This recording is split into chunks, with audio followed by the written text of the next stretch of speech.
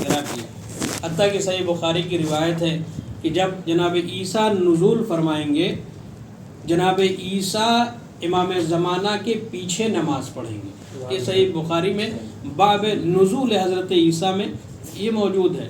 اور اورنگزیب کا بھائی شہزادہ دارالشکوہ جب انہوں نے کتاب لکھی سفینۃ الاولیاء کے نام سے، تو اس میں ہمارے تمام 12 اماموں کا تذکرہ کیا۔ جتنے بھی ہمارے امام ہیں جہاں بھی رہیں، چاہے بغداد میں، چاہے مدینے میں، چاہے کاظمین میں، چاہے سامرہ میں، وہ جہاں بھی رہے اسی نام سے منسوب رہے کہ یہ فرزند رسول ہیں، رسول کے بیٹے ہیں۔ لہذا ہم نے جسے امام مانا ہے وہ منصوص من اللہ ہیں، اللہ کی طرف سے ہیں۔ اور جگہ لوگوں کے امام میں خطا کا شائبہ ہے، مگر جو منصوص من اللہ ہیں ان کے یہاں خطا کا کوئی شائبہ نہیں ہے، یہاں تک کہ ترک اولا بھی وہاں پر تصور نہیں کیا جا سکتا۔ یہ ہمارے امام ہیں، اور جو امام ہیں یہ اولا بالتصرف ہے۔ جس طرح سے نبی کے لیے قرآن نے کہا کہ نبی تمہارے اوپر تم سے زیادہ تمہارے نفسوں کے اوپر حق رکھتے ہیں، اولا بالتصرف ہیں، وہی ولایت جو نبی کی تھی غدیر میں علی تک پہنچی ہے، من کنت مولا فہذا علی مولا، اور وہی ولایت سینہ بسینہ ہوتے ہوئے ہمارے تمام ائمہ تک پہنچی ہے۔ اولا بالتصرف کیا مطلب؟ یعنی تمہارے نفسوں پر تم سے زیادہ جو حق رکھتے ہیں تصرف کا وہ امام ہے۔ امام جس کا چاہے نکاح پڑھ دے، جس کا چاہے طلاق پڑھ دے، امام کے اندر یہ اختیار ہے۔ جہاں ہم امام کو اتنا اختیار والا مانتے ہیں، ولی مانتے ہیں، مولا کہتے ہیں، مولا مولا کا نعرہ لگاتے ہیں، جہاں زبانی دعویٰ ہے تو کم سے کم دل سے بھی ثبوت پیش کرنا چاہیے اور وجود کے ساتھ ثبوت پیش کرنا چاہیے۔ آپ دیکھیں ہمارے یہاں اگر ہمارے مرحوم کی مجلس ہوتی ہے ہم کتنا اس کا اہتمام کرتے ہیں، ایک ہفتہ پہلے سے پوسٹر جو ہے ہر گروپ میں ہر جگہ شیئر ہونا شروع ہو جاتا ہے، مگر کیا ہم معاذ اللہ امام کو اپنے مرحوم سے کم اہمیت دیتے ہیں؟ کیا اتنی بھی اہمیت نہیں دیتے کہ جتنی ہم اپنے مرحوم کو اہمیت دیتے ہیں؟ لہذا امام کو زیادہ اہمیت دینی چاہیے۔ امام ولی ہیں، مولا ہیں۔ مولا کا مطلب آپ کے جتنے بھی والدین ہیں، ہمارے جتنے بھی والدین ہیں، ان سب کے اوپر حق تصرف رکھتے ہیں۔ باپ کے بعد دادا ولی ہوتا ہے، جتنے بھی ولی آپ تصور کر لیں خاندان میں، گھر میں، ان سب کے اوپر جو اولا بالتصرف ہے وہ امام ہوتا ہے۔ لہذا امام کے لیے خاص اہتمام ہونا چاہیے۔ امام کی ولادت کی مناسبت پر کم سے کم دینی ثبوت پیش کرنا چاہیے۔ امام کی شہادت کی تاریخ میں کم سے کم آ کر ثبوت پیش کرنا چاہیے کہ ہم امام کے چاہنے والے ہیں۔ اچھا پوچھا جائے صاحب آپ اتنے بڑے امام کی غریب الوطن جس کی شہادت زندان میں ہوئی، ایسی مظلومانہ شہادت پر آپ نہیں آئے، کہاں تھے صاحب؟ ہم مصروف تھے، ہم کہیں اور بزی تھے، ہم کہیں اور بزی تھے۔ خدا نخواستہ محشر میں ہم امام کے پاس گئے، اسی امام کے پاس جس کی شہادت کی تاریخ ہے، اور کہے مولا ہماری شفاعت کر دیں، اور مولا اگر یہ کہہ دیں کہ تم نے ہمارے لیے کیا کیا، تم نے ہمارے لیے ایک فرش تک نہیں بچھایا، ہم آپ کی شفاعت کیوں کر دیں، ہم بھی مصروف ہیں۔ واقعاً آپ دیکھیں یہ اتنا اختیار ہونا چاہیے۔ آپ دیکھیں آج عالم کیا ہے، چونکہ دینی بیداری نہیں ہے، 5 منٹ کی مجلس وہ ختم ہو جائے، 10 منٹ کی مجلس وہ شروع ہونے سے پہلے ختم کا نام ہونے لگتا ہے۔ مگر آپ اور جگہ دیکھیں، جا کر دیکھیں، کم سے کم دینی بیداری ہونی چاہیے۔ اگر دینی بیداری نہیں ہے، قسم خدا کی میں ممبر سے کہہ رہا ہوں، کچھ بھی نہیں ہو سکتا۔ اگر آپ کو اہل بیت کے لیے وقت نہیں ہے آپ کے پاس، اگر آپ کے اندر دینی بیداری نہیں ہے، کچھ نہیں ہو سکتا۔ پھر کم سے کم اہل بیت کے لیے وقت نکالے۔ محفل یوں ہی، مجلس یوں ہی، تمام چیزیں یوں ہی صرف نظر ہو کر نہیں گزرنا چاہیے۔ کم سے کم اہمیت دینی چاہیے، اور کم سے کم اتنی تو اہمیت دیں جتنی ہم اپنے مرحومین کی مجلس کو اہمیت دیتے ہیں۔ ایک صلوات پڑھیں عظمت عالم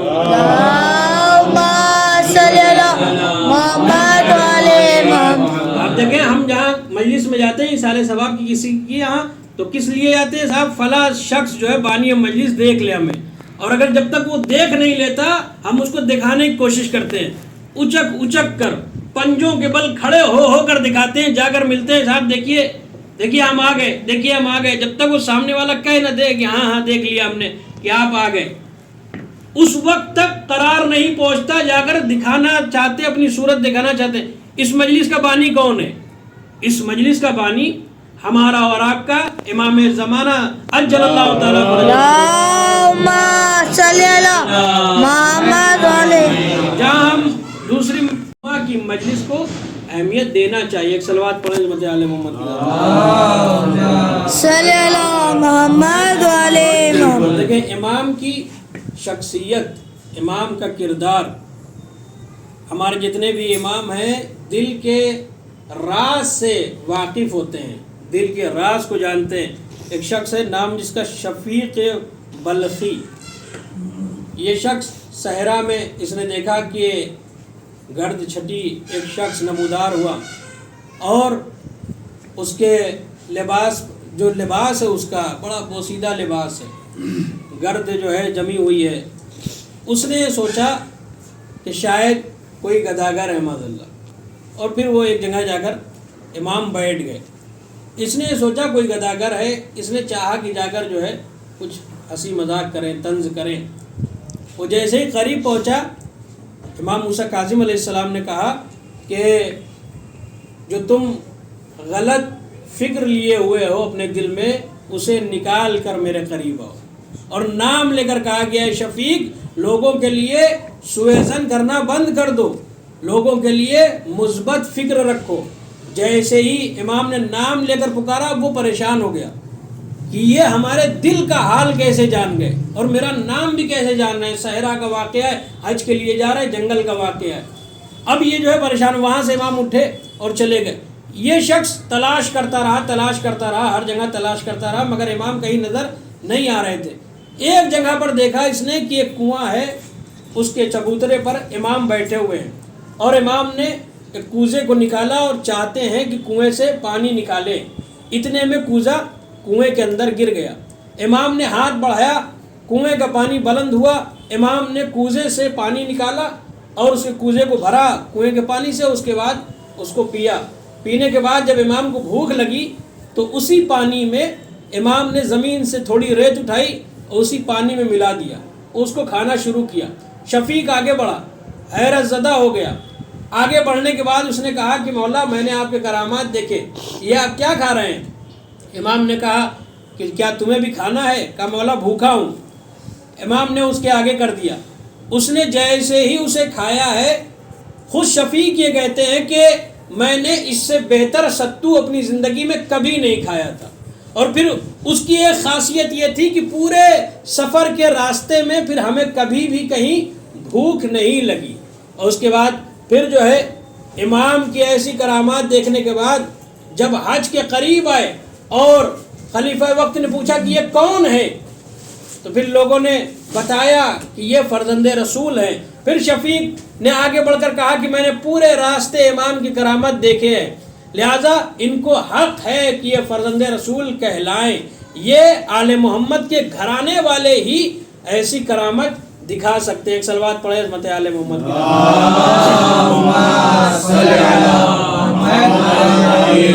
امام کی زیادہ تر زندگی زندان میں گزری ہے. ینتقل من السجن، ایک زندان سے دوسرے زندان تک مسلسل امام کو منتقل کیا گیا ہے. پوری جوانی امام کی زندان میں گزر گئی، زیادہ تر حصہ امام کا زندان میں گزر گیا. جس بھی زندان میں جاتے تھے منتقل ہونے کی ایک وجہ یہ تھی کہ امام کثرت سے اتنا سجدہ کرتے تھے، نماز پڑھتے تھے کہ زندان بان پریشان ہو جاتا تھا کہ ہم انہیں کس جرم میں زندان میں رکھیں، یہ تو کچھ کر ہی نہیں رہے ہیں سوائے عبادت کے.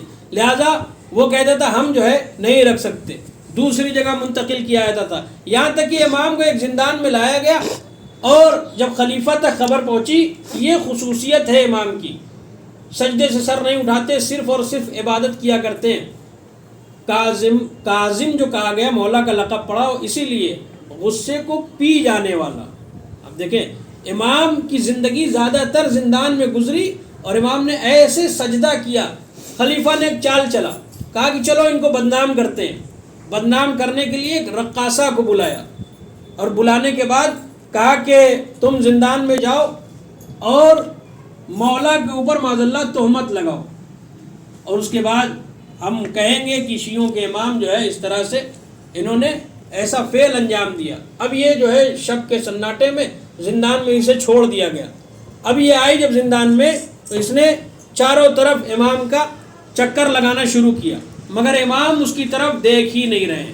جو وہاں کی سب سے خوبصورت عورت تھی اس کو زندان میں بھیجا تھا، مگر امام نے اس کی طرف نہیں دیکھا. جب صبح ہونے لگی تو خلیفہ نے کہا، حاکم نے کہا کہ اب دروازے کو کھولا جائے، دیکھا جائے کہ اندر کا منظر کیا ہے. اور اس کے بعد لوگوں کو جمع کر رکھا تھا کہ جب لوگ دیکھیں گے امام کی حالت کو تو پھر ہم جو ہے شور مچائیں گے کہ آپ کے امام نے ایسا ایسا معاذ اللہ کیا ہے. مگر جب تمام لوگ جمع ہوئے اور زندان کے دروازے کو کھولا گیا تو جب وہ کنیز گئی تھی، وہ جب گئی تھی تو صرف امام سجدے میں تھے. مگر اب جو حاکم بادشاہ نے دروازہ کھولا اور جو جا کر دیکھتے ہیں تو تنہا امام سجدے میں نہیں ہے بلکہ وہ عورت بھی سجدے میں جا کر کہہ رہی ہے سبحان قدوس رب ملائکۃ والروح. صلوات پڑھیں عظمت علی. دیکھیں اگر دل پلٹنا ہوتا ہے تو امام اس طرح سے دل پلٹ دیتے ہیں کہ ایک رقاصہ، ایک ناچنے والی بھی امام کے ساتھ سجدے کرنے پر مجبور ہو جاتی ہے جب ان کے کردار کو دیکھتی ہے. یہ ہے ہمارے اور آپ کے امام موسیٰ کاظم علیہ السلام. اور تیسرا واقعہ محمد ابن اسماعیل، امام نے اپنے دشمنوں کو بھی عطا کیا ہے. بس آخری بات، امام نے اپنے دشمنوں کو بھی عطا کیا ہے. محمد ابن اسماعیل کو جب بغداد جانا تھا، پیسہ نہیں تھا محمد ابن اسماعیل کے پاس، اور محمد ابن اسماعیل وہ ہیں کہ جن کی وجہ سے امام کی شہادت ہوئی ہے. پیسہ نہیں تھا، انہوں نے سوچا کہ کہاں سے مدد ملے گی. پھر سمجھ میں آیا کہ اسی کے در پر چلیں جو کائنات کو عطا کرتا ہے. یہ ہے فضیلت. دوسروں نے بھی، دشمنوں نے بھی ان کے فضل اور کرم کی گواہی دی ہے، آئے ہیں ان کے دروازے پر. آپ دیکھیں کیوں نہ ہو، اس لیے کہ یہ جناب ابو طالب کے خانوادے سے ہیں، جناب ابو طالب کی نسل سے ہیں. جناب ابو طالب وہ جنہوں نے اپنا سب کچھ جو ہے دین کی راہ میں قربان کر دیا، لوگوں کے لیے اپنا سب کچھ وقف کر دیا، قربان کر دیا. جناب ابو طالب کون؟ جس کو بھی محسن اسلام کا عرفان نہیں، وہ مسلمان ہے مگر صاحب ایمان نہیں. جن میں سب سورے ہوں سورہ عمران نہیں، وہ کوئی اور صحیفہ ہے وہ قرآن نہیں. اے محمد کے نگہبان، رسالت کے امین، ارے تو ہی کافر ہے تو پھر کوئی مسلمان نہیں. صلوات پڑھیں عظمت عالم.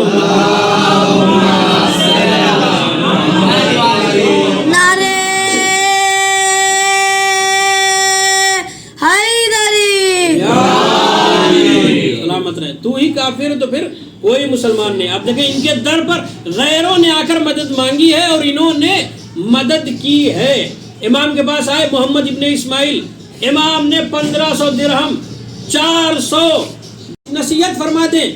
تو مولا نے فرمایا کہ محمد ابن اسماعیل کوئی نصیحت تمہارے لیے نہیں ہے سوائے ایک اس بات کے کہ دیکھو خبردار ہمارے قتل کا باعث نہ بننا، ہمارے قتل کی وجہ نہ بننا. اب یہ جو ہے وہاں سے آئے، آنے کے بعد جب آئے ہیں ہارون رشید کے پاس بغداد میں، اور ہارون رشید نے پوچھا کہ مدینے کے حالات کیسے ہیں. تو اب جو ہے محمد ابن اسماعیل نے کہا کہ ہم نے تو یہ سنا تھا کہ ہر جگہ ایک ہی حکومت ہوتی ہے، ایک ہی خلیفہ ہوتا ہے، مگر ہم نے جو دیکھا مدینے میں بھی ایک خلیفہ کو دیکھا اور یہاں پر آ کر ایک خلیفہ کو دیکھ رہے ہیں. جو میں نے مدینے میں جاؤ حشم دیکھا ہے وہ یہاں نظر نہیں آتا. وہاں لوگوں کا ہجوم ہے اور موسیٰ کاظم دونوں ہاتھوں سے لوگوں کو عطا کر رہے ہیں اور لوگ جو ہے ان کے گرد جمع ہیں. تم یہ سوچتی ہو کہ صرف تمہاری حکومت ہے، تم خلیفہ ہو، نہیں، تم سے بڑی حکومت موسیٰ کاظم مدینے میں قائم کر چکے ہیں اور عنقریب تمہارے تختے کو پلٹ کر کے تمہیں حکومت سے ہٹا دیں گے، خلافت سے ہٹا دیں گے. جیسے ہی ہارون رشید نے سنا، اب اس کے دل میں یہ بات بیٹھ گئی اور اس نے کہا کہ پھر موسیٰ کاظم کو شہید کیا جائے گا، ان کو راستے سے ہٹایا جائے گا. 10,000 درہم اس نے انعام کے طور پر محمد ابن اسماعیل کو دیا. کہ ایسے احسان فراموش ہوتے ہیں. کہ ادھر امام نے اس کی مدد کی بغداد آنے کے لیے اور آتے وقت کہا کہ ہمارے قتل کا باعث نہ بننا، مگر اس نے آ کر جو ہے وہ کام کر دیا۔ بچھو جو ہوتے ہیں ان کو ڈنگ مارنے کی عادت رہتی ہے، وہ فطرت ہے ان کی۔ اب دیکھیں اس کے بعد جو ہے یہاں پر امام کی شکایت کی، اور اس کے بعد یہ جو 10,000 ہارون رشید نے دیا تھا نا، یہ بھی اس کے راس نہیں آیا۔ رات کے وقت یہ سویا، گلے میں اس کے درد ہوا، اور رات ہی رات وہ واصل جہنم ہو گیا۔ محمد ابن اسماعیل وہ جو خلیفہ نے ہارون رشید نے پیسہ دیا تھا، وہ واپس پھر جو ہے بیت المال میں داخل کر لیا۔ اور آپ دیکھیں یہ وجہ بنا، یہ سبب بنا کہ وہاں سے پھر ہارون رشید اٹھا، اور اٹھنے کے بعد آیا ہے مدینے، اور آنے کے بعد امام نماز کے عالم میں تھے۔ نبی کی قبر کے پاس امام بیٹھ کر نماز پڑھ رہے تھے۔ سپاہیوں کو بھیجا اور کہا کہ جس حال میں بھی موسیٰ کاظم ہو انہیں گرفتار کر کے لایا جائے۔ امام نماز کے عالم میں تھے، نماز کے عالم میں امام کو گرفتار کیا گیا۔ اور امام کی مظلومیت یہ کہ امام کو ایک زندان سے دوسرے زندان کی طرف مسلسل منتقل کیا گیا، اور ایسے زندان میں امام کو رکھا گیا ہے۔ ہاں دادارو، آپ نے زندان دیکھا ہوگا، زیارت پہ گئے ہیں انہوں نے دیکھا ہے، ورنہ آپ دیکھیں ایسا زندان تھا وہاں سورج کی روشنی نظر نہیں آتی تھی، نہ امام کھڑے ہو سکتے تھے، نہ امام بیٹھ سکتے تھے، نہ امام اپنے پاؤں کو دراز کر سکتے تھے۔ ایسے عالم میں 15 سال تک امام نے زندان میں وقت گزارا ہے۔ ہاں زادارو، امام کو آخر میں زہر دے دیا گیا۔ عزادارو، جب امام کو زہر دیا گیا سب انکار کر رہے تھے، کوئی زہر دینے کے لیے تیار نہیں تھا۔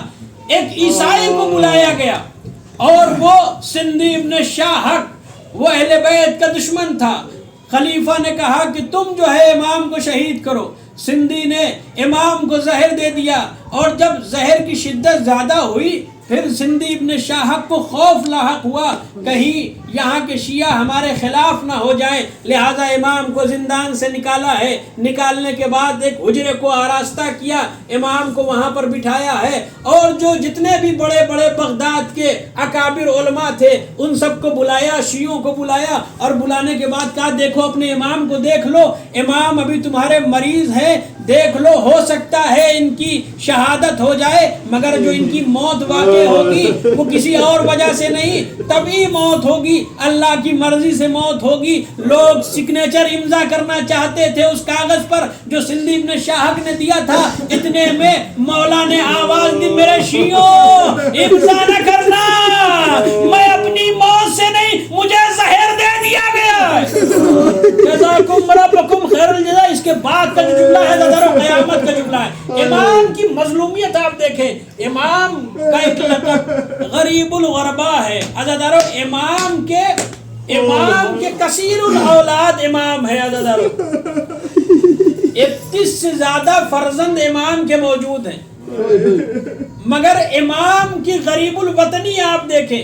جیسے ہی امام نے کہا ہے، سپاہیوں کو سندھی ابن شاہق نے حکم دیا، سپاہیوں نے تمام شیعوں کو، اکابر علماء کو، سب کو باہر نکال دیا۔ اتنے میں سندھی ابن شاہق نے ایک درہ اٹھایا، تازیانہ اٹھایا ہے، تازیانہ اٹھانے کے بعد امام کی طرف بڑھا، امام 2 قدم پیچھے ہٹے، ایسی بے ادبی کی ہے، 100 سے زیادہ کوڑے مارے ہیں۔ وہ سید سجاد تھے جنہوں نے کربلا سے کوفہ سے شام تک تازیانوں کی صحبتیں برداشت کی۔ یہ موسیٰ کاظم ہے، مسلسل کوڑے کھاتے رہے۔ امام آواز دیتے، یا مہدی ادرکنی، اے لال مہدی میری مدد کو۔ خیر الجزا، خدا کوئی غم نہ دے سوائے غم اہل بیت کے۔ حاضر امام کی شہادت واقع ہو گئی، زندان میں امام کی شہادت ہو گئی۔ عزادارو، ہر شہید جب شہید ہوا ہے تو اس کی شہادت سے پہلے زنجیروں کو ہٹا دیا گیا ہے، بیڑیوں کو کھول دیا گیا ہے، مگر تنہا یہ امام ایسے ہے جن کی شہادت کے بعد بھی زنجیروں کو نہیں ہٹایا گیا۔ جزاکم ربکم خیر الجزا۔ امام شہید ہو گئے، امام کے جسد مبارک کو لے جا کر بغداد کے پل پر رکھ دیا گیا اور ایک منادی ندا دے رہا تھا یہ رافضیوں کے امام ہیں، یہ شیعوں کے امام ہیں جو طبعی موت سے مرے ہیں، اپنی موت سے مرے ہیں۔ ایک گروہ آگے بڑھا، ایک گروہ نے آ کر پوچھا امام سے، امام کی شہادت ہو چکی ہے، آواز دی ایک گروہ نے، مولا کیا آپ طبعی موت مرے ہیں، اپنی موت سے اس دنیا سے گئے ہیں؟ امام کے لب ہلے، امام نے فرمایا قتلن قتلن قتلن، مجھے قتل کیا گیا ہے، مجھے قتل کیا گیا ہے۔ پھر شیعوں کو پیچھے کیا گیا، یہاں تک کہ بغداد کے پل پر امام کا جنازہ 3 دن تک رکھا رہا۔ مزدوروں نے امام کا جنازہ زندان سے نکالا ہے، لا کر بغداد کے پل پر رکھ دیا۔ نہیں، میں جملے بدلوں گا، لا کر مزدوروں نے بغداد کے پل پر رکھا نہیں ہے، بغداد کے پل پر لا کر پھینک دیا۔ ہاں، 2 امام ہیں جن کی مظلومیت بڑی عجیب ہے، محسوس کریں گے۔ ایک امام حسین ہے، 3 دن تک بے غسل و کفن لاشا کربلا کے میدان میں رہا۔ دوسرے امام موسیٰ کاظم ہے، بغداد کے پل پر 3 دن تک لاشا پڑا رہا۔ کوئی نہیں ہے جو لاشے کو اٹھائے، عیال ہو جس کے اتنے فرزند ہو، اس کے لاشے کو مزدور اٹھا رہے ہیں۔ شیعوں نے آگے بڑھ کر 3 دن بعد ہمت کی، امام کو غسل و کفن دے دیا گیا۔ امام رضا اعجاز سے آئے، امام نے غسل دیا، امام نے کفن پہنایا۔ میں کہوں گا مولا رضا معصوم قم کے والد ہے، 7ویں امام، میں کہوں گا مولا آپ کا مقدر ہے، آپ نے غسل و کفن دے دیا، مگر کربلا کے میدان میں بیٹا وہی موجود تھا، ہاتھوں میں ہتھکڑیاں، پیروں میں بیڑیاں، گلے میں خار۔